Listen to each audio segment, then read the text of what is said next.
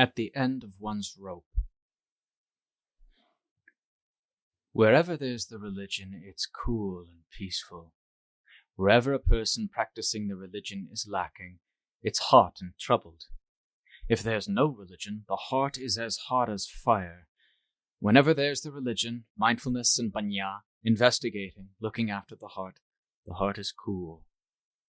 When we first begin suppressing the rebels in the heart, we suffer, because for the most part we're defeated by them. But at least we still have the strength to fight with them.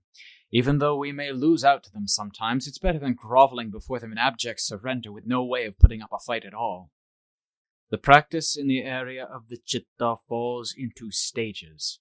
And there are bound to be stages where it's complicated and difficult, especially at the beginning. It's difficult in that we can't see beginnings or ends, causes or effects. We don't understand anything at all. When we take the rudiments of Dhamma we have gained from the texts or our teachers and put them into practice, sometimes right, sometimes wrong, this is when it's very difficult. The desire to know and see is very strong, but the heart isn't willing to comply. This is one kind of anxiety I've been through myself. It overflowed the heart. To put it simply, it was as if the desire to see and know the Dhamma in the heart was ready to overflow its banks. But when practicing, the heart didn't comply with the desire to know and see, and that had me upset and disappointed. Sometimes I'd be sitting and the tears would flow because of my self-recriminations. You don't have any potential to speak of. You've ordained simply to be a dead weight on the religion. Here you are, sitting in meditation and can't find a way in or a way out. You're just sitting, buried in a heap of suffering. The citta would think in all sorts of ways out of self-pity, that I was a hopeless case, that I didn't have any potential to speak of, didn't have the potential for the extraordinary levels of Dhamma, didn't have any potential at all. Total confusion. Actually, my practice wasn't yet right. I was aiming at the results, the income, without paying attention to whether I was doing the work right or wrong. The desire was strong, but when it wasn't fulfilled, it caused suffering. Had I paid some attention to whether my practice was right or wrong, I might have come to my senses enough to have evaluated things, to have abandoned some of my bull-headed attachments, or to have cut back on my desires so that the suffering would have become lighter. But whenever I'd meditate, whatever I'd focus on, all I wanted was to know and see the paths, the fruitions, and Nibbana in line with what I imagined them to be. Heaven was like this. The Brahma worlds were like that. Nibbana was like this. I'd imagine, speculate. The desire was fierce. I wanted to know, to see, to gain release from suffering, but my practice wasn't making any headway. All there was simple desire. I would simply sit wanting, lie down wanting, walk wanting, stand wanting. I'd sit in meditation wanting, but the citta wasn't working at its meditation, it just wanted. I'd be doing walking meditation, but the citta simply wanted, so much so that I'd forget what I was doing. I wasn't getting any results because there weren't enough of the causes that would bring about the things I aimed for. So how could I have reached the goal I aimed for? This is something I've been through. The work of meditation struck me as being more difficult than any other work. I'd be meditating, but the desire would always be getting in the way because I wanted to know. I wanted the citta to be like this or that. And so I'd get engrossed in my desires and forget my work of meditation until I didn't know where Buddha had gone.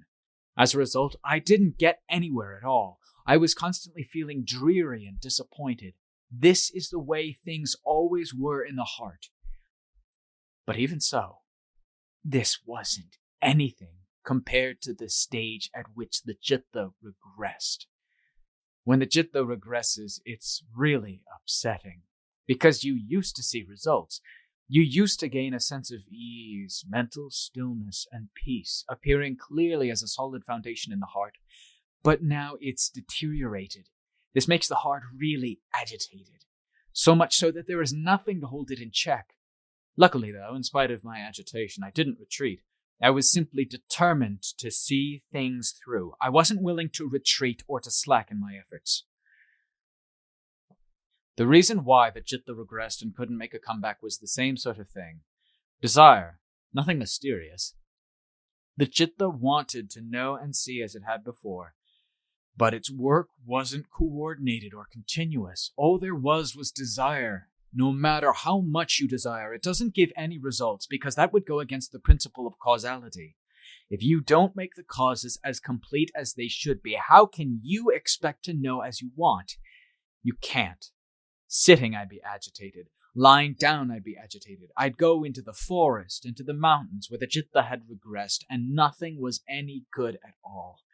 I couldn't figure it out. Of the anxieties I've felt in my life as a monk, the anxiety I felt during that period was the worst. I was agitated because of my desire to attain. I was upset because the citta had regressed and nothing I could do would bring it back. At first, it had regressed just a little bit, and then it kept regressing, until it was all gone. Nothing was left, not one red cent. It was as if I had never meditated at all. When I'd sit in this state, I was as agitated as if I were on fire, because of the desire. The disappointment that my attainments had floated away and disappeared, plus the desire to get them back. These two things came thronging in at the same time, and so were really strong. Wherever I stayed was unsatisfactory and no help at all. Even though I was suffering, I would simply keep suffering. I didn't know any way out. Even though I wanted, I would simply keep wanting. I didn't know how to get my samadhi back. All there was desire, regret for the things that had once appeared to my surprise and amazement, but now were gone. There was nothing but disappointment filling the heart, nothing but simple desire, and it couldn't bring back the Dhamma that had disappeared. Finally, I came to feel despair for everything. This was when the citta gave up on its desire. As for the results I had wanted, well, I had wanted them for a long time. As for the suffering, I had suffered immensely because of the desires, but hadn't gained anything from them. So now I wouldn't have anything to do with them. I'd throw them all out. If I was going to know, I'd know. If not, so be it. All I was after was buddha. Whatever the citta was going to think, I wouldn't be willing to let mindfulness lapse. Get with it, then. Can it really be that I'm not going to know? Whatever is going to happen, I'm ready for it. As soon as I gave up on my desires, they were no longer so fierce, and so the suffering gradually lessened. I set my citta on my work. Wherever I was, I'd keep repeating buddha, buddha, buddha. It had always been a trait with me to be earnest. Whatever I'd do, I would really do it, and wouldn't just play around. Now I got to see this trait in action. I didn't let up in my repetition of buddha. Whether walking or doing my chores, I wouldn't be willing to let it lapse. I'd keep making the effort. While sweeping the monastery compound, I would try to keep up my guard until the citta let its work lapse for a moment. I was alert to the fact, and the citta got right back to work. There! Now that's the way it should be. After giving up its desires, the citta was no longer involved with the past. It stayed in the circle of the present and would do nothing but repeat or meditate on buddha. Whether or not it would get any results would depend on what buddha would grant. Finally, the citta became still, and buddha was no longer necessary, so I could let go of the meditation word at that moment, and at that point, the citta was willing to settle down. Before, it hadn't been willing. When the citta had settled down in stillness, there was no need to repeat the word buddha. All that remained was simple awareness, clear and conspicuous, so the citta stayed with that simple awareness. As soon as it withdrew, I would start pumping buddha back in. I had no hopes because I had already hoped in the past. I had no hopes for what would happen, no hopes for what the results would be. I had already hoped in the past, and it hadn't given me any decent results at all. I had seen the harm of hopes, the sort of hollow, unreasonable hopes that won't do the work and look only for the results. So, now I was going to do nothing but work, repeating buddha without letting up even for a moment. Once the citta had received proper nourishment and care, it became still, gradually more and more still, more and more steady, until it reached the level it had been at before it had visibly regressed. What was strange was that when it reached its old level, I still abandoned my hopes. If it's going to regress, let it regress. I've had enough of trying to resist it by using desire, which hasn't served my purpose, not the least little bit. So however the Chitta's going to regress, let it regress, but I won't abandon Buddha. I'm always going to keep at it. When it reached the day when it would normally regress, it didn't regress. That made me a lot more sure of the causes. So I stepped up the causes, the repetition of Buddha, even more, without stopping. I would stop only when the Chitta gathered in stillness. The Chitta became progressively more and more firm. Wherever I'd sit, it would be bright, light, completely clear. I was sure of myself. Now it's not going to regress. After 1 day, 2 days, 1 month, 2 months, it still didn't regress. Before, the Chitta would regress after 2 or 3 days. After 2 or 3 days, it would come down with a crash, with nothing left to show for itself. I'd have to keep trying to care for it for 14 or 15 days before it would reach its old level, and once it got there, it would stay just a day or two, and then collapse in a flash, with nothing left at all. All that was left was dreariness and disappointment. Now, if it's going to regress, let it regress. I've hoped in the past, and it hasn't served any purpose. All I'm after is this, just this one thing, Buddha. Speaking of the suffering when the Chitta regresses, you really feel a lot of anguish, so much so that you're ready to surrender. But I was lucky in one way that the Chitta didn't retreat. It was determined to see things through, which was why I was able to bear with it, able to stay. Had the Chitta become discouraged, it'd be better to stop. That would have been the end of me. There would have been nothing more to tell. From then on, the Chitta kept progressing. Month after month, it became more and more stable, more and more firm. As for my meditation word, I wasn't willing to let up on it. This kept up until the Chitta was always prominent. That was when I let the meditation word go. In other words, the awareness of the Chitta was pronounced, and that was enough for the Chitta to depend on. So there was no need to rely on any meditation word for further support. The Chitta fully knew itself and could sustain itself. At this point, I didn't have to repeat any meditation word because the Chitta was prominent at all times. I would focus right there. Wherever I went, I focused right there. I knew right there, just as I had focused on Buddha. It could form a fine foundation for the Chitta. I was sure of myself that, 1. This foundation had become progressively more and more stable until it was more stable than it had been the first time it had progressed and then regressed. 2. As for focusing on awareness, when awareness was fully pronounced, I should focus on that without let-up in the same way I had focused on repeating Buddha until the Chitta became more and more refined. This was a foundation for the Chitta on which I could depend. From that point on, I really stepped up my efforts. The time I started sitting in meditation all night until dawn came from this point. I started to sit one night, focusing on in. And at first the Chitta had settled down because it was used to settling down. It settled down easily because it had a good foundation.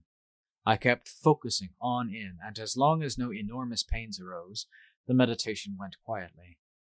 But when I withdrew, a number of hours had passed, and a huge pain arose, to the point where I almost couldn't bear it.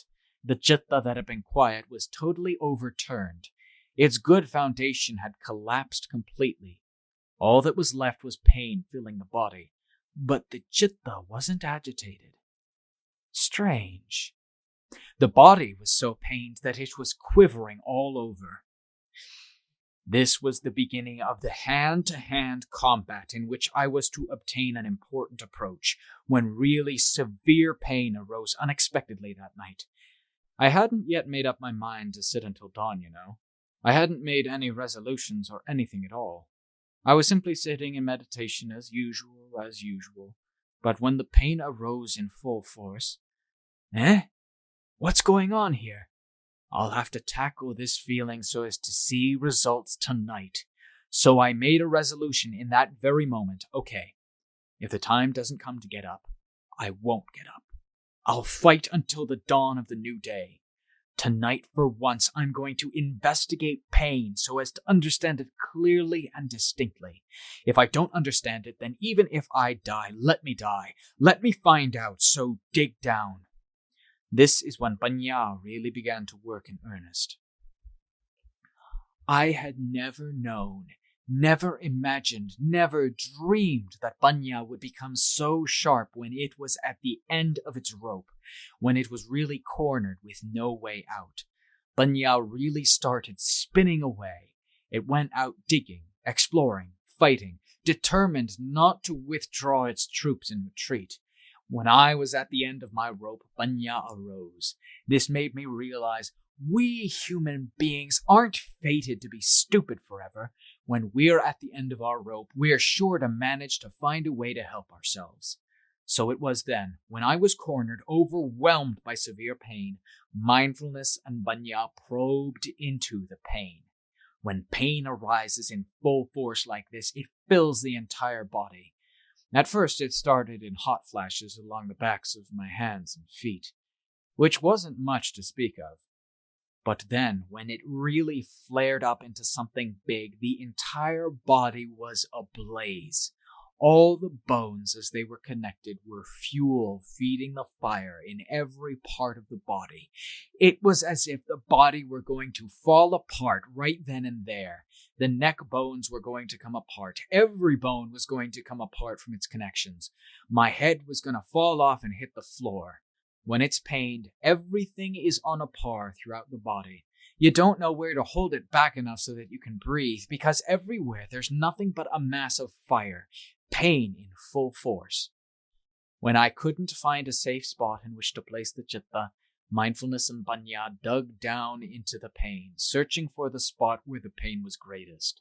Wherever the pain was greatest, mindfulness and Panya would investigate and explore right there by ferreting out the pain so as to see clearly, where does this feeling come from? Who is pained? When they asked each part of the body, each of them remained in keeping with its nature. The skin was skin, the flesh was flesh, the tendons were tendons, and so on. They had been that way from the day of birth, but they hadn't been painful all along from the day of birth in the same way that they had been flesh and skin from the day of birth. The pain has been arising and vanishing at intervals. It hasn't been lasting like these parts of the body. I focused on down. Each part of the body that's a physical form is a reality. Whatever is a reality stays that way. Right now, where is the feeling arising? If we say that all these things are painful, why is there one point where it's really severe? So I separated things out. At this point, mindfulness and Panya couldn't slip away anywhere else. They had to run along the areas that hurt, whirling around themselves, separating the feeling from the body, observing the feeling, and observing the chitta. These three are the important principles. The chitta seemed comfortable. No matter how much pain was arising, the chitta wasn't writhing or suffering or anything. But the pain in the body was clearly very strong. The nature of pain and of whatever kilesas we have is that they join together. Otherwise, the chitta won't be troubled or affected by the physical pain that's really severe at that moment. So Panya kept digging down until the body, the feeling, and the chitta were all clear, each in line with its individual truth. The chitta was what defined the feeling as being this or that. This I could see clearly. As soon as this was really clear in this way, the feeling disappeared in a flash. At that moment, the body was simply the body in line with its reality. The feeling was simply a feeling, and it disappeared in a flash into the chitta. It didn't go anywhere else. As soon as the feeling disappeared into the chitta knew that the pain had vanished. The pain had vanished as if it had been snapped off and thrown away. In addition, the body disappeared from my sense of awareness. At that moment, the body didn't exist in my awareness at all. All that was left was simple awareness, because there was only one thing, awareness, and it was simply aware. That's all. The chitta was so refined that you could hardly describe it. It simply knew because it was extremely delicate and refined within itself. The body had completely disappeared. Feelings had disappeared. No physical feelings were left at all. The body sitting right there in meditation had disappeared from my awareness. All that was left was simple knowingness, without any thoughts being fashioned about this or that. At that point, the citta wasn't forming any thoughts at all.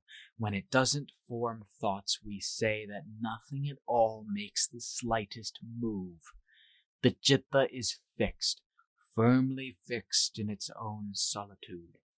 It's a citta in its simple form, on the level of a citta centered in stillness. But mind you, this doesn't mean that there was no avidya. Avidya had infiltrated right there because the citta hadn't withdrawn from avidya. The citta and avidya were quiet together because avidya didn't get out to work. When panya has it surrounded, avidya shrinks in and hides out, quiet in the heart, like the sediment in the bottom of a water jar. At that point, I began to feel amazed. There was no pain left. The body had disappeared. Only one thing hadn't disappeared, an awareness so refined I couldn't describe it. It simply appeared there. You couldn't say anything else about it. The thing that simply appeared there, that was the great marvel at that moment. There was no motion in the heart, no rippling, nothing of anything at all. It stayed fixed and still, like that, until enough time had elapsed, and then it moved. The citta began to withdraw and rippled. Blip, and then was quiet. This rippling happens on its own, you know. We can't intend it. If we intend it, the citta withdraws. What happens is that the citta has had enough of its own accord. When it ripples in a blip like this, it's aware of the fact. As soon as the blip appears, it vanishes. After a moment, it ripples, blip, again, and disappears in the same instant. Then the rippling gradually becomes more and more frequent.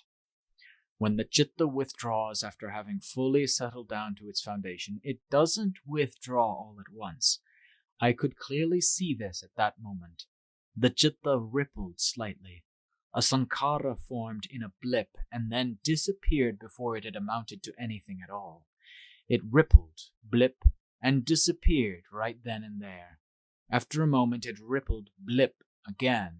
Gradually it became more and more frequent, until finally I came back to ordinary consciousness, to the ordinary level of the citta. I was aware of the body, but the pain was still gone. When the citta came back out, there was still no pain. It was still quiet until time came for the pain to reappear. This is where I got my standard and my certainty. I realized that I had arrived at a basic principle in contending with pain. So this is how it is. Pain is actually something separate. The body is separate. The citta is separate. But because of one thing, delusion, all three converge into one, and the whole citta becomes delusion. The whole citta is the one deluded. Even though pain may simply arise in line with its own nature, if we grab hold of it to burn ourselves, it's hot, because our defining it thus makes it hot. After a fair while, the pain returned, so I had to tackle it again without retreating. I had to dig on down, exploring again as I had explored before. But this time I couldn't use the tactics I had used in investigating and remedying the pain the last time around.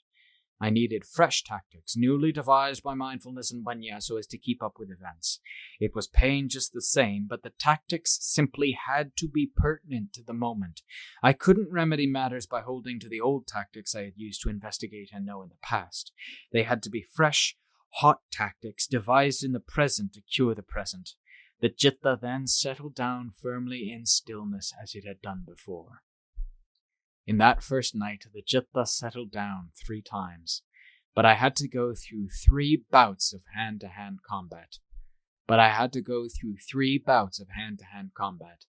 After the 3rd time, dawn came. The end of the final showdown using reason with real mindfulness and Banya. The citta was audacious, exultant, and had no fear of death. However great the pain may be, that's its own ordinary business. As long as we don't enter in and load ourselves down with it, pain has no significance in the heart.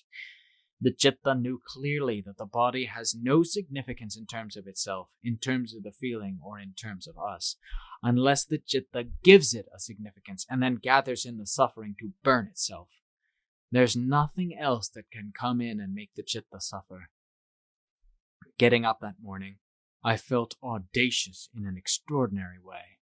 I wanted to tell Venerable Acharya Mun of my knowledge and capabilities. This was because I felt daring in a way hard to describe. How was it that things could be so marvelous like this in a way I had never encountered before? Ever since I had begun meditating, nothing like this had ever happened. The Chitta had completely cut off all connection with any objects and had gathered within itself with real courage. It had gathered by investigating all around itself, which was why it had calmed itself inwardly like a thoroughbred. When it withdrew, it was still full of courage, with no fear of death at all, owing to its conviction that I investigated like this and this when pain arose. The next time it comes, I won't fear it because it's the same old pain. It's pain with the same old face. The body is the same old body. Banya is the same old banya we've used before. For this reason, the heart felt no fear of death, so much so that it felt all sorts of things hard to describe. To put it in worldly terms, it was like defying someone right to his face with no fear of pain or death. See? When the Chitta is bold, it's bold all the way, daring all the way. It fights without retreating. Okay, I'll take you on.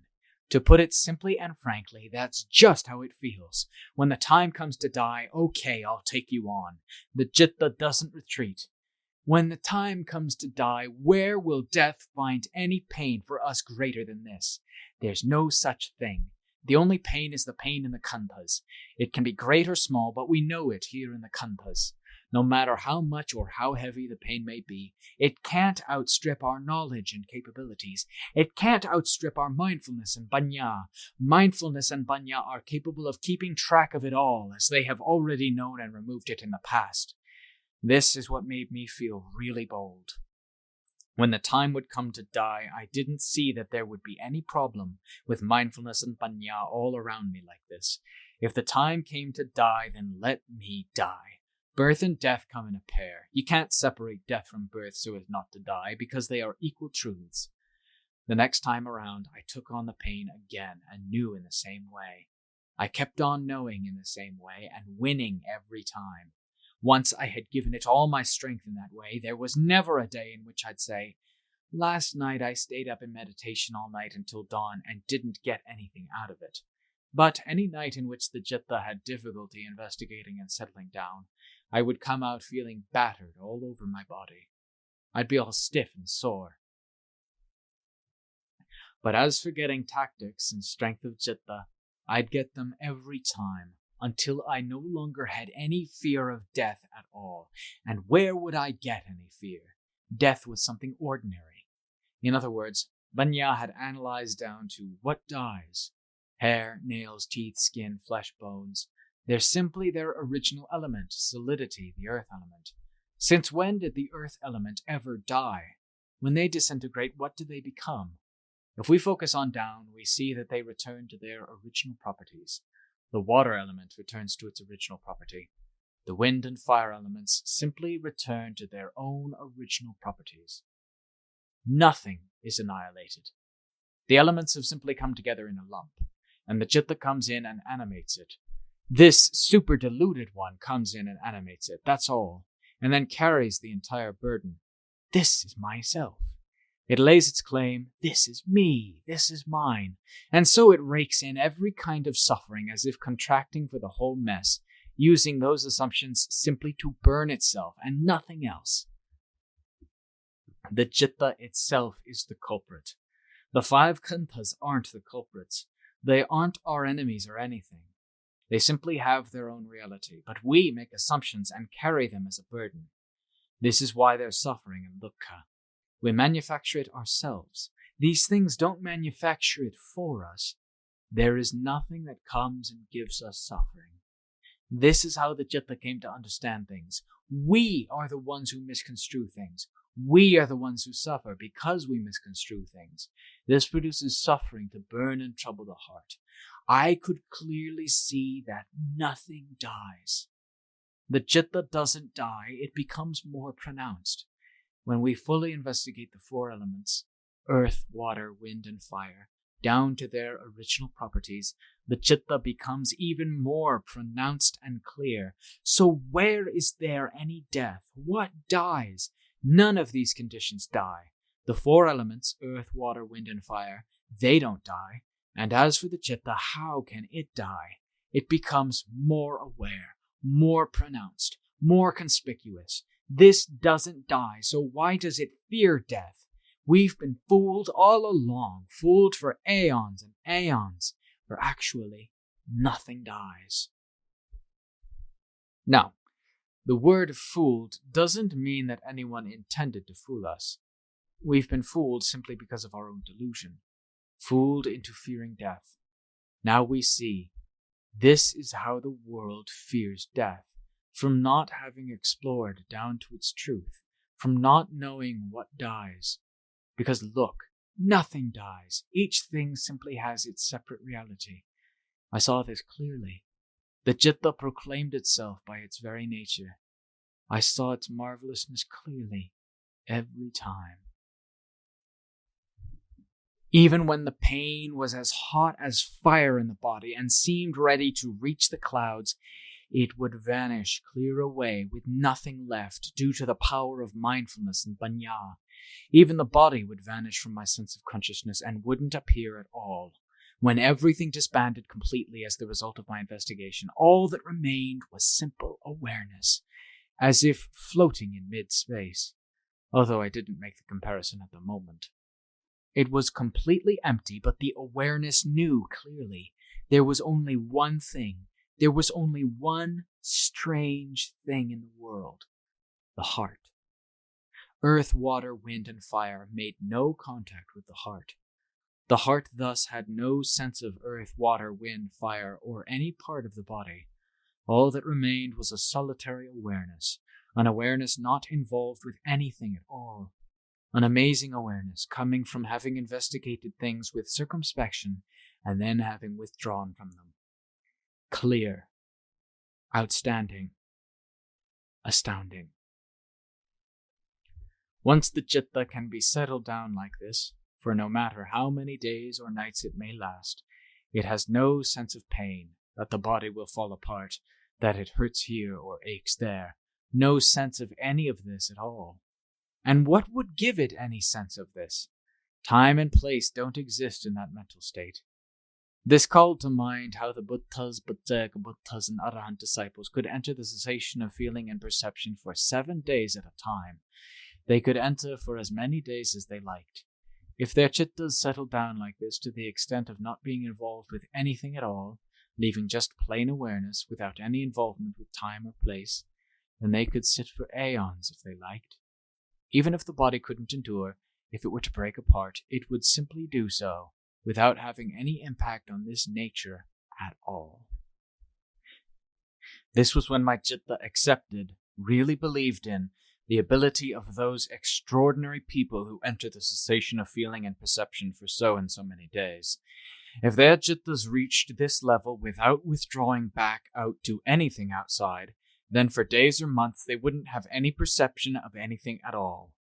Where would there be pain and pleasure in their bodies? There wouldn't be any at all.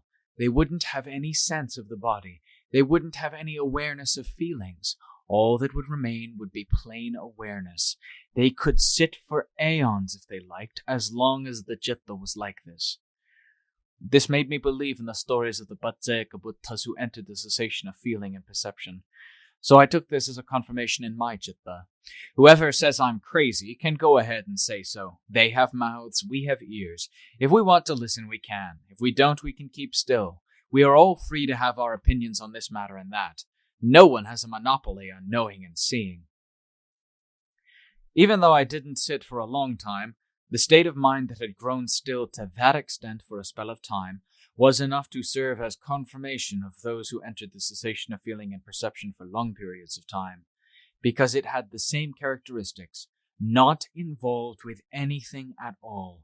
The body would simply be a body. If it were to fall apart, if it couldn't last, after all, the body is anicca, dukkha, and anatta, then it would simply fall apart without the jittas being aware. This is a level attained through mindfulness and banya. It's a level where banya fosters samadhi. The chitta reaches the full extent of samadhi like this, because banya has fully investigated down to causes and effects. It then gathers with courage and great refinement. Ordinarily, when the chitta filled with just the power of samadhi focuses and settles down, it is simply unmoving and nothing else. It isn't as profound and refined as this, but the chitta stilled through the power of banya is refined each time. Once we have gone through hand-to-hand combat in this way to the point where we get results, the chitta has to be absolutely quiet, just like this. This was the basis or the starting capital for my courage, the primary seed for my firm conviction in the affairs of the chitta. No matter how much anything else might be annihilated, this knowing nature would not be annihilated. I could see this clearly. I saw it clearly at the point when nothing else was involved in my sense of awareness. There was simply that single awareness, and so it was very pronounced. I couldn't really say whether this was on the level of samadhi or of banya. When the chitta actually was that way, that's how it was. From that point on, I kept at it. I kept investigating out in the area of banya, ranging out widely, then circling back in again. As soon as I would understand, step by step, the chitta would let go and circle inward in an ever-narrowing sphere, investigating the khandhas and elements, separating the khandhas and elements. This is where it began to be samucceda bhāna, absolute relinquishment, arising from the investigation in the period that followed. As long as the investigation hadn't been absolute, it would win out for only a period of time, just enough to serve as evidence and proof. It still wasn't absolute relinquishment.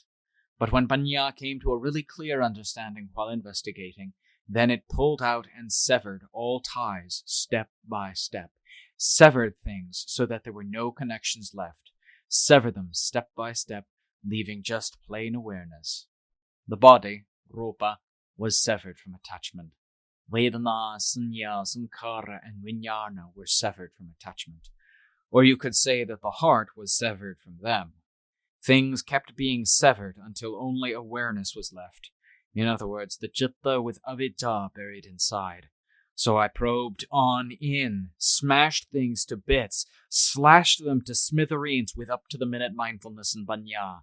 The chitta of avidya broke apart, and when the chitta of avidya broke apart, that was all. That was when I came to know that all of the marvels I have mentioned here were simply an affair of avidya. They had simply been a support, a way station, a seed that had produced conviction step by step. But after that, if you were to say they were good, they were good. But if you're aiming at the subtle Dhamma, this goodness is the goodness of avidya. It's not genuine goodness, not pure goodness. It's goodness mixed with evil, with suffering, and dukkha, because dukkha still has a chance to arise. We have to keep slashing in, until everything is smithereens in the heart. Whatever is a seed of anything counterfeit in the heart, wash it away, scrub it away until nothing is left, and that's all. The entire chitta that is assumed to be this or that is all gone. This is where the chitta reaches absolute purity, where it reaches complete freedom from all conventional realities. That's really all. It's astounding. If it weren't astounding, it wouldn't be released from dukkha. This is a Dhamma apart, a Dhamma beyond conventions. Whether what I've described here is difficult or not, consider it for yourselves. Sometimes I'd feel ready to pass out. Sometimes I'd feel as if the entire body were on fire. When the pain was really fierce, it seemed to fill the entire body. But ultimately I was able to pass through these things, to resolve them using mindfulness and banya. So if we put them to use, mindfulness and panya are never at the end of their rope. We human beings aren't fated always to be stupid, you know. When we come to the end of our rope, we are sure to be able to save ourselves. Who should be willing to go under when we have the mindfulness and panya to remedy things, or when there's an opening through which we can escape, through which we can force our way out? Who would willingly be buried to death? We can't help but manage to find a way out.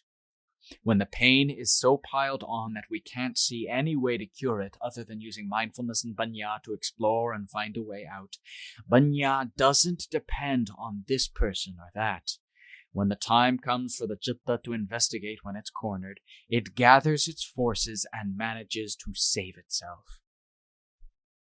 The Buddha thus taught us to live in crucial places, places where we're cornered at the end of our rope, where we live simply, so that mindfulness and panya can work full steam ahead and see their own capabilities, rather than simply waiting for help from others. Time and place can help give rise to mindfulness and panya. If we live in a scary place, mindfulness is strong, panya is sharp. Whatever we investigate, they are adroit and audacious. If we live in a comfortable place, we get lazy, we eat a lot and sleep a lot. This is the way it is with the citta. If we live in ordinary circumstances, we're very lazy, very inert, very apathetic and listless. If we live in places that aren't scary, we become heedless and revert to being complacent, to sleeping like pigs. If we live in a scary place, we're always alert. When we're alert, we're always self-aware, because alertness is what it means to be mindful. Mindfulness appears within us, always self-aware, always engaged in persistent effort. Whatever makes contact, we understand, because we are not complacent, because we're always alert. This is why we're taught to live in whatever places are appropriate, because they can give good encouragement or support to our persistent effort. If we have comfortable huts in which to live, as we have here, everything cares for our every need. Food overflows our bowls. We're flooded day and night with fruit juice, soft drinks, cocoa, and coffee. Main course dishes and desserts come pouring in from every direction. If we lack mindfulness and panya, we lie clutching our food like a pig lying next to its hay and then climbing up to lie on the chopping block. As for the Dhamma, we have no hope of winning it. Any meditation monk who is clever in this way is bound to go under in this way without a doubt. To have mindfulness and panya, we have to think. However much of the necessities of life we may have, we must find tactics for keeping the citta in shape, to keep wary and uncomplacent like a deer wary of danger. In places where you don't have to be wary of food like this, the citta goes about thinking in another way to reform itself. There, where will you get an excess of anything? Everything is lacking, insufficient. Some days you get enough alms to eat, some days you don't. This way, there's nothing to be concerned about, because you've been full and been hungry before. Even if you go without food for 1 or 2 days, you won't die. This is how the heart deals with the problem, and so it isn't concerned about food or anything else. If there's nothing but rice, you eat rice, and you don't see that you're concerned about it. After all, you've come to a place like this, so what's wrong with eating whatever is available? Where are you going to find anything to go with the rice? You've been fed rice ever since the day you were born, so what's wrong with eating just rice? Can you eat other things without rice? If eating other things is really special, you've already eaten a lot of them, so why aren't you ever full? You've come looking for the Dhamma, not for food. Why are you so worked up about your stomach? You've already eaten a lot, and yet nothing special has ever come of it. You're looking for the extraordinary Dhamma, so what business do you have getting worked up about food? An expert in Dhamma isn't an expert in eating. The citta deals with the situation in the flash of an eye, and the end result is that it isn't concerned. This is how a meditation monk subdues himself, or, in other words, subdues his greed for the necessities of life. And as a result of correcting itself in the matter of eating or not eating, the citta keeps spinning. You sit in meditation without getting tired. With no food in your stomach, what is there to get drowsy about? If you don't eat at all, you're not drowsy at all, and can meditate with ease. This is a tactic in teaching monks to practice the Dhamma Rukkhamula Senasanam, under the shade of trees. In the mountains, in the forest, in lonely places where it's scary. Ahara sapaya, where the food is amenable. Amenable here means that it doesn't disrupt the body, that it isn't harmful or toxic to the body, and that it doesn't disrupt the citta as well. Amenable food means nothing but rice sometimes, or just a little food, so that our meditation goes well. It's amenable for those intent on the Dhamma. But those of us who are intent on nourishing the stomach for the sake of the body can't do this at all. Otherwise we'll die. Don't say I didn't warn you. Normally, if we eat a lot with nothing but good dishes to eat, then we sleep like pigs. How can this be amenable? It's amenable for the kilesas, not for winning the Dhamma. It's amenable for the affairs of kilesas and the affairs of pigs. The term amenable food has to refer to eating in a way that serves a purpose. To eat just a little serves a purpose. Wherever we sit in meditation, the citta is really solid. If we're involved with samadhi, the citta is solid. If we're involved with panya, it keeps spinning with much more agility than normal. The Dhamma tends to arise in places where things are lacking, in difficult places where we're cornered at the end of our rope. It doesn't arise where things are overflowing, where our needs are met. It doesn't arise in comfortable places because we just get complacent. This is the way we tend to be. The Lord Buddha lived in a royal palace for how long, and then left it to take up the homeless life? Who ever suffered more than he? Buddha, awakening, tends to arise in situations like that. His disciples came from all sorts of families, the families of kings, financiers, landowners. Listen to this, wealthy people. When they went out to become sons of the Sakyan, sons of the victorious Buddha, how did they live? If we're going to die, then we die. We're not going to worry or be bothered with anything at all except for the Dhamma. There, they gained the Dhamma in difficult places just like the Buddha. So which way are we going to take? The Buddha has already shown us the way.